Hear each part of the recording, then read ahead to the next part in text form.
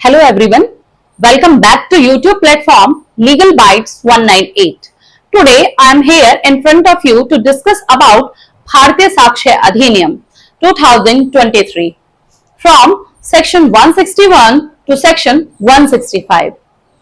Video को शुरू करने से पहले चैनल को सब्सक्राइब करें और वीडियो को लाइक करें।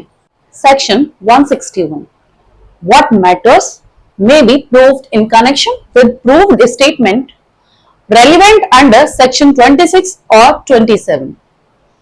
This section says whenever a statement is proved. यह सेक्शन ये बताता है कि जब कोई स्टेटमेंट, जब कोई तथ्य प्रूव कर दिया जाता है या जब कोई व्यक्ति धारा 26 और 27 के तहत कोई बयान देता है, the court can also allow the other related facts to be proved. Court उस बयान से संबंधित अन्य तथ्य प्रूव करने के लिए पेश किए जा सकते हैं। ऐसी अनुमति कोर्ट उस व्यक्ति को दे सकती है और ऐसे तथ्य इसलिए पेश किए जाएंगे टू सपोर्ट कॉरबोरेट द स्टेटमेंट। जो स्टेटमेंट उसने धारा 26 और 27 के तहत दिया है, जो बयान उसने धारा 26 और 27 के तहत दिया है, उस बयान को मजबूत करने के लिए, उस बयान को सपोर्ट करने के लिए ऐसे स्टेटमेंट कोर्ट में पेश किए जाएंगे टू कॉन्ट्रडिक्ट द स्टेटमेंट। और जो स्टेटमेंट उस व्यक्ति ने दिया है धारा 26 और 27 के तहत, उस स्टेटमेंट का विरोध करने के लिए ऐसे स्टेटमेंट कोर्ट में पेश किए जा सकते हैं। और to test the credibility, truthfulness and reliability। और जो व्यक्ति गवाही दे रहा है या जो व्यक्ति बयान दे रहा है, उस व्यक्ति की ईमानदारी और सच्चाई को परखने के लिए ऐसे स्टेटमेंट कोर्ट में पेश किए जा सकते हैं। इस बारे में सेक्शन 161 एक्सप्लेन करता है। सेक्शन 162 रिफ्रेशिंग मेमोरी, मेमोरी को ताजा करना, उसके बारे में यह सेक्शन एक्सप्लेन करता है। A witness may be while giving evidence refresh his memory. जब कोई विटनेस, जब कोई गवाह कोर्ट में गवाही देने आया है या गवाही दे रहा है, तो वह अपनी याददाश्त ताजा कर सकता है। रिमाइंड हिमसेल्फ, और खुद को रिमाइंड कर सकता है बाय लुकिंग एट, क्या देखकर, कुछ दस्तावेज देखकर, जैसे कि any writing or notes he made at the time of the event। कुछ दस्तावेज देखकर, कुछ राइटिंग नोट्स देखकर जो कि उसने इवेंट के समय दिए थे या बनाए थे। Soon after it when the memory was still fresh, और उसके तुरंत बाद जो याददाश्त है वह ताजा हो जाएगी।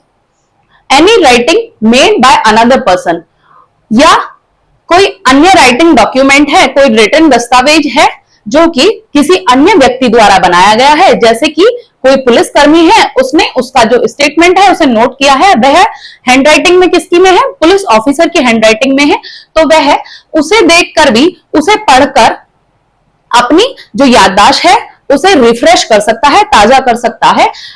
और ऐसा दस्तावेज किसी अन्य व्यक्ति द्वारा घटना के समय बनाया गया था और वह यह प्रतीत हो रहा है कि वह सत्य दस्तावेज है, सही दस्तावेज है। इसलिए कोई गवाह जो कि कोर्ट में गवाही देने आया है, वह अपनी याददाश्त को ताजा कर सकता है, वह अपनी जो याददाश्त है उसे रिमाइंड कर सकता है। A witness may also refresh his memory by looking at a copy of a document with the court's permission if original can not be produce for a good reason. यदि कोई ओरिजिनल डॉक्यूमेंट है वो court में प्रस्तुत नहीं किया जा रहा किसी अच्छे रीजन के लिए, तो जो विटनेस है वह उसकी कॉपी को पढ़कर अपनी याददाश्त ताजा कर सकता है, और ऐसा किया जाएगा केवल कोर्ट की परमिशन लेकर। An expert witness like a doctor, कोई एक्सपर्ट विटनेस है जैसे कि डॉक्टर, इंजीनियर या अन्य कोई एक्सपर्ट विटनेस है जो कि कोर्ट में अपनी गवाही देने आया है और may refresh memory by refreshing the professional books and treaties। वह अपनी मेमोरी ताजा कर सकता है, अपनी याददाश्त ताजा कर सकता है जो कि प्रोफेशनल बुक्स हैं उन्हें देखकर, या फिर जो डॉक्यूमेंट उसने पहले कोर्ट में प्रस्तुत किए थे उन्हें पढ़कर अपनी मेमोरी ताजा कर सकता है। For example, an expert witness like a doctor, जब किसी केस में डॉक्टर की गवाही होती है तो वहां पर यह होता है कि डॉक्टर जो है वो किसी डॉक्यूमेंट की मांग कर सकता है वहां पर अपनी जो मेमोरी है उसे रिफ्रेश करने के लिए। Section 163 explains about testimony to facts stated and document mentioned in section 162। If a witness has refreshed his memory under section 162, यदि किसी गवाह ने अपनी जो याददाश्त है वह रिफ्रेश कर ली है, वह ताजा कर ली है, जो कि सेक्शन 162 में बताया गया है, उसके अनुसार by looking at the document और नोट्स, उस दस्तावेज को देखकर या उस दस्तावेज में जो लिख रहा है, स्टेटमेंट रिकॉर्ड की गई है, उन्हें पढ़कर यदि किसी गवाह ने अपनी जो याददाश्त है वह ताजा कर ली है, रिफ्रेश कर ली है, रिकॉल कर ली है, तब then the witness may give evidence for the facts mentioned in that document। तब वह जो गवाह है वह उस डॉक्यूमेंट में जो स्टेटमेंट लिखे हुए हैं, जो उस दस्तावेज में तो जो कथन अभी कथित किए गए हैं उनके बारे में कोर्ट में गवाही दे सकता है। Even if he does not remember all the details fully on his own, यदि उसे पूरी तरीके से यह याद नहीं है कि जो डॉक्यूमेंट में स्टेटमेंट कथित किए गए हैं वह क्या उसी के द्वारा कथित कराए गए थे या नहीं किए कराए गए थे, बट उसे यह विश्वास होना चाहिए कि जो डॉक्यूमेंट है जो उसे पढ़ने के लिए दिया जा रहा है या याददाश्त ताजा करने के लिए दिया जा रहा है वह डॉक्यूमेंट सत्य डॉक्यूमेंट है और वह डुप्लीकेट डॉक्यूमेंट नहीं है। अब इसकी इलस्ट्रेशन से समझते हैं कि सेक्शन 163 क्या एक्सप्लेन कर रहा है। Doctor Sharma treated a patient after an accident. Doctor Sharma एक पेशेंट को ट्रीट करते हैं जब उसका एक्सीडेंट हो जाता है, उसके बाद on the same day he wrote all the details in his medical report. उसी दिन जो डॉक्टर शर्मा है उस पेशेंट की सारी डिटेल्स एक मेडिकल रिपोर्ट में लिखते हैं। Injuries, medicine given and observation, कि क्या इंजरीज उस पेशेंट को आई थी और क्या मेडिसिन उसे दी गई थी, और डॉक्टर के द्वारा जो डॉक्टर शर्मा है उनके द्वारा क्या ऑब्जर्वेशन की गई थी, वह सब एक मेडिकल में लिखा जाता है डॉक्टर शर्मा के द्वारा। Letter the case comes to court, बाद में जो केस था वो कोर्ट में आया, न्यायालय में प्रस्तुत किया गया। By that time Dr. Sharma does not remember every single detail of the patient's condition। और बाद में जब डॉक्टर शर्मा को कोर्ट में गवाही देने के लिए बुलाया गया उस वक्त जो डॉक्टर शर्मा थे वो पेशेंट की कंडीशन के बारे में एक सिंगल डिटेल भी नहीं जानते थे। Under section 162 he is allowed to look at the medical report to refresh his memory। Section 162 के अंडर उन्हें जो दस्तावेज था, मेडिकल रिपोर्ट थी, वह दी गई अपनी याददाश्त ताजा करने के लिए, अपनी जो याददाश्त है उसे रिकॉल करने के लिए। Under section 163 even if doctor Sharma still can not recall everything. धारा 163 के अनुसार यदि जो डॉक्टर शर्मा है वह अपनी जो मेमोरी है उसे रिकॉल नहीं कर पाते प्रॉपरली या clearly from the memory, he can testify court about the facts। वह कोर्ट को जो तथ्य उस दस्तावेज में लिखे गए हैं उनके बारे में गवाही दे सकते हैं, और जो मेडिकल रिपोर्ट में जो तथ्य उनके द्वारा वर्णित किए गए थे उसके बारे में न्यायालय को गवाही दे सकते हैं, because he know he had written it at the time and it was correct. क्योंकि वह जानते हैं जो मेडिकल रिपोर्ट थी वह उन्हीं के द्वारा बनाई गई थी और वह सही मेडिकल रिपोर्ट है, इसलिए वह मेडिकल रिपोर्ट का हवाला देते हुए उन तथ्यों को कोर्ट के समक्ष प्रस्तुत कर सकते हैं और उन तथ्यों के लिए गवाही कोर्ट में दे सकते हैं। ये सेक्शन 163 एक्सप्लेन करता है यदि कोई गवाह जो कि न्यायालय में गवाही देने आया है और वह सेक्शन 162 के अनुसार अपनी मेमोरी रिकॉल करने के लिए दस्तावेज की मांग करता है और उस दस्तावेज को प्रॉपर्ली वह रिकॉल नहीं कर पाता, जो स्टेटमेंट्स उसमें लिखी हुई हैं उन्हें प्रॉपर्ली रिकॉल नहीं कर पाता, और उसके बाद वह जो डॉक्यूमेंट में लिखे गए फैक्ट्स और स्टेटमेंट हैं उसकी गवाही न्यायालय में प्रस्तुत कर सकता है उन फैक्ट्स और स्टेटमेंट के आधार पर। किंतु क्योंकि वह जानता है कि जो डॉक्यूमेंट में स्टेटमेंट लिखे गए हैं, रिकॉर्ड किए गए हैं, जो फैक्ट्स डॉक्यूमेंट में रिकॉर्ड किए गए हैं वह सत्य हैं और उसी के द्वारा बताए गए थे या उसी के द्वारा लिखवाए गए थे। Section 164 right of adverse party as to writing used to refresh memory. जो दस्तावेज स्मृति ताजा करने के लिए यूज किए गए हैं उस डॉक्यूमेंट के प्रति जो अपोजिट पार्टी है उसके राइट्स के बारे में सेक्शन 164 एक्सप्लेन करता है। If a witness uses any document or writing to refresh his memory while giving evidence, गवाही देते वक्त या बयान दर्ज कराते वक्त यदि कोई विटनेस एक डॉक्यूमेंट यूज कर रहा है अपनी स्मृति ताजा करने के लिए, जैसा कि सेक्शन 162 और 163 में बताया गया है, then the opposite party, adverse party has the right to, उसके बाद जो अपोजिट पार्टी है, जो विरोधी पार्टी है, विरोधी पक्ष है, उसके पास उस डॉक्यूमेंट के प्रति कुछ राइट्स होंगे जो कि सी डेट डॉक्यूमेंट, जो एडवर्स पार्टी है, जो डॉक्यूमेंट अपनी स्मृति को ताजा करने के लिए इस्तेमाल किया गया है उस डॉक्यूमेंट को देखने का अधिकार जो एडवर्स पार्टी है उसके पास है। Cross examine the witness about it, और जो एडवर्स पार्टी है उसके पास ये भी राइट है कि जो विटनेस है उसे क्रॉस एग्जामिन कर सकती है, उसके साथ जिरह कर सकती है जो कि उस दस्तावेज को उस विटनेस ने यूज किया है उसके रिगार्डिंग क्रॉस एग्जामिनेशन उस विटनेस से किया जा सकता है। ये राइट एडवर्स पार्टी के पास है जो कि 164 में गिवन है।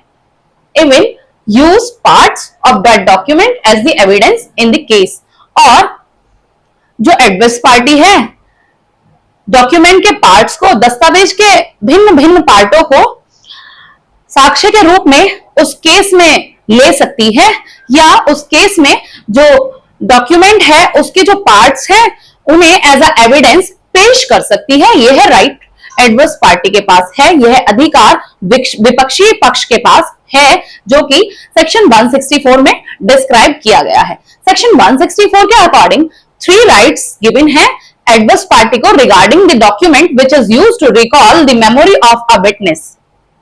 First, the adverse party can see that document. Second, the adverse party can cross-examine the witness on the behalf of that document. Or third, the adverse party have right to use the parts of that document as a evidence in the case.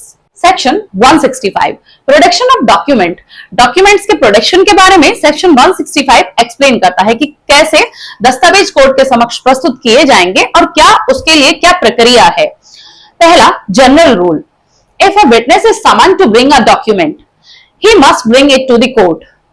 यदि किसी witness को, किसी गवाह को समन किया गया है किसी दस्तावेज को कोर्ट में प्रस्तुत करने के लिए तो उसे ऐसा दस्तावेज कोर्ट में लाना चाहिए और लाना ही होगा। यदि वह डॉक्यूमेंट उसके पोजीशन में है, वह डॉक्यूमेंट उसके कंट्रोल में है, यदि वह डॉक्यूमेंट उसके पास में है तो उसे वैसा डॉक्यूमेंट कोर्ट में प्रस्तुत करना होगा। He must bring it even if he thinks there is an objection. उसे वह दस्तावेज तब भी कोर्ट में प्रस्तुत करना पड़ेगा जब उसे ऐसा लगता है कि जो डॉक्यूमेंट का प्रोडक्शन है, अगर वह दस्तावेज को प्रस्तुत करेगा तो उस पर कोई ऑब्जेक्शन होगा, या फिर अगर वह दस्तावेज साक्ष्य के रूप में यूज किया जाएगा कोर्ट में तो कोई ऑब्जेक्शन उस पर हो सकता है। The court will decide whether the document is used as evidence. तब न्यायालय यह डिसाइड करेगा कि जो डॉक्यूमेंट कोर्ट में प्रस्तुत किया गया है वह साक्ष्य के रूप में यूज किया जाएगा या नहीं किया जाएगा। B, inspection by court. अब जो दस्तावेज कोर्ट में प्रस्तुत किया गया है उस दस्तावेज का इंस्पेक्शन कोर्ट द्वारा किया जाएगा। The court can inspect the document to check if it is admissible और it can be used as evidence. तब अगर कोई दस्तावेज कोर्ट में प्रस्तुत किया गया है तो कोर्ट यह इंस्पेक्ट करेगी कि जो डॉक्यूमेंट है वो साक्ष्य के रूप में पेश किया जा सकता है, साक्ष्य के रूप में दर्ज किया जा सकता है या नहीं किया जा सकता है। If the document relates to the matter of state government secret, यदि वह डॉक्यूमेंट स्टेट गवर्नमेंट के मैटर से रिलेटेड है या गवर्नमेंट सीक्रेट से रिलेटेड है, तब the court may not inspect it directly, तब कोर्ट उसे डायरेक्टली इंस्पेक्ट नहीं करेगी, तब कोर्ट उसे डायरेक्टली जांचेगी नहीं।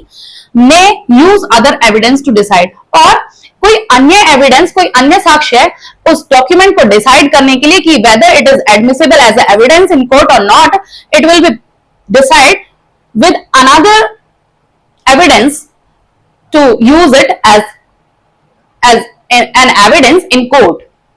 थर्ड, ट्रांसलेशन ऑफ डॉक्यूमेंट, यदि वह दस्तावेज न्यायालय यह डिसाइड कर लेती है, यह जांच कर लेती है कि वह दस्तावेज कोर्ट में साक्ष्य के रूप में दर्ज किया जा सकता है, और यदि वह डॉक्यूमेंट किसी अनदर लैंग्वेज में है, if the document is in another language, the court में order it to translate, court उसे ट्रांसलेट करने का आदेश दे सकती है। The translator must keep it confidential, जो ट्रांसलेटर होगा, जो कोर्ट अथोराइज करेगी जिस किसी भी ट्रांसलेटर को, तो उस ट्रांसलेटर की यह ड्यूटी है कि वह उस दस्तावेज को कॉन्फिडेंशियल रखे, वह उस दस्तावेज को लीक ना करे, unless the document is admitted as evidence, जब तक कि वह डॉक्यूमेंट दस्तावेज है वह कोर्ट में साक्ष्य के रूप में दर्ज नहीं किया जाता, जब तक उसे कॉन्फिडेंशियली रखा जाएगा, उसके द्वारा उसे लीक नहीं किया जाएगा। If the translator leaks it, यदि जो ट्रांसलेटर है, जो कोर्ट द्वारा अथोराइज किया गया है उस डॉक्यूमेंट की लैंग्वेज को ट्रांसलेट करने के लिए अनदर लैंग्वेज में, और वह उस डॉक्यूमेंट को लीक कर देता है, उसे कॉन्फिडेंशियल नहीं रखता है, तब ही commits an offence under section 198, उसने एक अपराध किया है जो कि सेक्शन 198 बीएनएस में दिया हुआ है। अब इस सेक्शन के अंडर एक स्पेशल प्रोविजन दिया हुआ है, no court can force the production of communication between ministers and president of India. Means कोई भी न्यायालय जो मिनिस्टर्स और प्रेसिडेंट के बीच में जो बातचीत होती है, उन्हें लीक करने के लिए, उन्हें एज अ एविडेंस यूज करने के लिए किसी को भी फोर्स नहीं कर सकती। यह स्पेशल प्रोविजन सेक्शन 165 के अंडर दिया हुआ है। जैसे कि हमने जाना, यदि कोई विटनेस किसी दस्तावेज को प्रस्तुत करने के लिए समन किया गया है, तो उस विटनेस को वो दस्तावेज प्रस्तुत करना पड़ेगा। यदि उसे ऐसा लगता है कि उस डॉक्यूमेंट की प्रोडक्शन पर कोई ऑब्जेक्शन है, या उसे एज अ एविडेंस अगर वह कोर्ट में प्रस्तुत करेगा तो ऑब्जेक्शन होगा उस पर, तब भी वह उस डॉक्यूमेंट को कोर्ट में प्रस्तुत करेगा, वह उस डॉक्यूमेंट को अपने साथ लेकर आएगा कोर्ट में, और कोर्ट यह डिसाइड करेगी कि वो डॉक्यूमेंट एविडेंस के रूप में यूज किया जाएगा या नहीं किया जाएगा। और सेकंड प्रोसीजर ये दिया हुआ है कि इंस्पेक्शन होगा कोर्ट के द्वारा, उस डॉक्यूमेंट का कोर्ट इंस्पेक्शन करेगी, अगर कोर्ट को ऐसा लगता है जांच करेगी, अगर जांच में यह आता है कि जो डॉक्यूमेंट है वो एविडेंस के रूप में यूज किया जा सकता है, तो ऐसा डॉक्यूमेंट साक्ष्य के रूप में यूज किया जाएगा। यदि तीसरा ये है कि यदि वो डॉक्यूमेंट किसी अनदर लैंग्वेज में है, तो कोर्ट एक ट्रांसलेटर को ऑथोराइज करेगी कि वह उस डॉक्यूमेंट को ट्रांसलेट करे किसी अन्य लैंग्वेज में जो कि कोर्ट उससे समझ सकती है। और ट्रांसलेटर को यह भी ट्रांसलेटर की ड्यूटी है कि वो उस दस्तावेज को, जब तक कि वह दस्तावेज कोर्ट में साक्ष्य के रूप में दर्ज नहीं किया जाता, उस दस्तावेज को कॉन्फिडेंशियल रखेगा, गुप्त रखेगा। तीसरा, अगर वो ट्रांसलेटर उस डॉक्यूमेंट की जो तथ्य हैं, जो स्टेटमेंट है, उस डॉक्यूमेंट को लीक करता है, तो वह एक ऑफेंस करता है, जो कि सेक्शन 198 बीएनएस 2023 में दिया हुआ है, जो कि भारतीय न्याय संहिता के अनुसार एक दंडनीय अपराध है, जो कि सेक्शन 198 में दिया हुआ है। अब इस सेक्शन के अकॉर्डिंग एक स्पेशल प्रोविजन है, जो कि ये है कि किसी भी मिनिस्टर्स और प्रेसिडेंट के बीच की बातचीत कोर्ट यह फोर्स नहीं कर सकती किसी को भी कि वह कोर्ट के सामने प्रस्तुत की जाए या कोर्ट के सामने बताई जाए। If you like my video, do subscribe my channel, please share my video and like it. Please do not forget to press bell icon. Thank you.